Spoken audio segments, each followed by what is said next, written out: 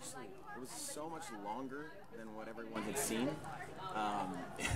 We actually took the whole show into the diary room. So we were all in the diary room behind that couch, and there was a whole other scene no one ever got to see.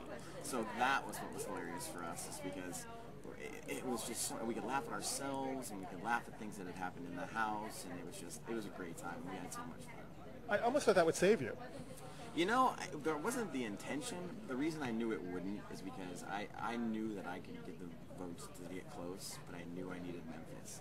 And Memphis is too smart to keep me in. I knew that if he kept me in, it would be the worst mistake he ever made. But that's why I had to ask him, and he just kind of looked at me like, you know I can't do that. And we get along great, and I really like him. But, I mean, he couldn't do that. So, yeah, so that's what happened. Well, you said it tonight. You had to be torn because you like them both. But who would you have voted for, Dan or Memphis? Dan. Only because I really like Memphis, but how hard did Dan work every single week, week in and week out, in order to get where he is? I mean, I pretty much screwed him the first week I was in the house because he was associated with me.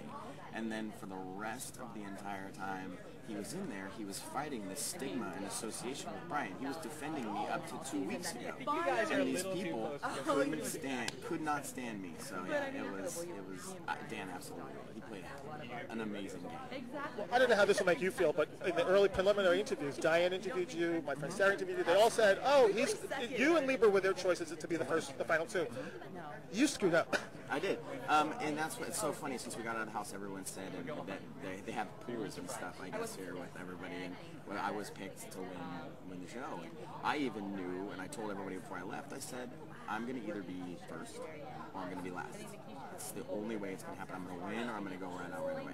And I knew that was going to happen, and my mistake was just playing too quick, too hard, too fast. In hindsight, would you have maybe made half the alliances? Or it wasn't as many as everyone said there was. There were small deals. Like I never had an alliance with Steven. Oh, but in the puppet show, he said, I have 8,000 alliances. Yeah, 8,000 alliances in 3 hours. I loved it when Dan said that because that was what everyone thought I had had. But the one thing I would have changed was I would have stayed closer to Dan, and I would not have trusted Ollie as much. And I knew I shouldn't have because I knew he wasn't as loyal to me as he was to April and everyone else. But I hoped. And I knew it was a risk. And I always said, this is a huge risk. It's either going to pay off, and we're all going to the end, or it's going to backfire, and it backfired. So in hindsight, do you think, okay, let's say you get to do the show over again. People are going to be kind of gunning for you and looking out for you. How has this changed?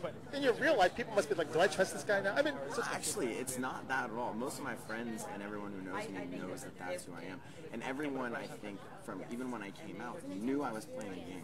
Like, I never once made any of it personal. Even when I got voted out, I smiled. I came out, I said, I love this game. You know, I think it's great. I loved how they turned it on me. You know, that's what you got to love about it. So, no, everybody who knows me knows that, you know, I am very loyal to my friends, and my friends are great, and I would never. I have a lot of alliances. They're just friends, and they're real.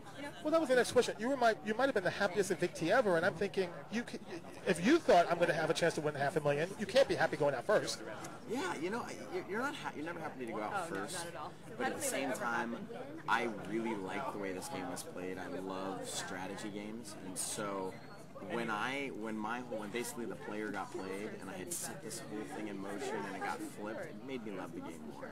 It absolutely made me love the game more. Because how can you not respect that? I mean, they turned it on me and I loved it. So yeah. Now, did you know they were all meeting upstairs with Jerry and saying you had? I didn't. I had no idea. I knew the second he started talking what was about to happen, but I did not know up to that point. And a lot of people, like you'll talk to Andrew and stuff like that later, say if they could change one of the things, they would say that they would have told me.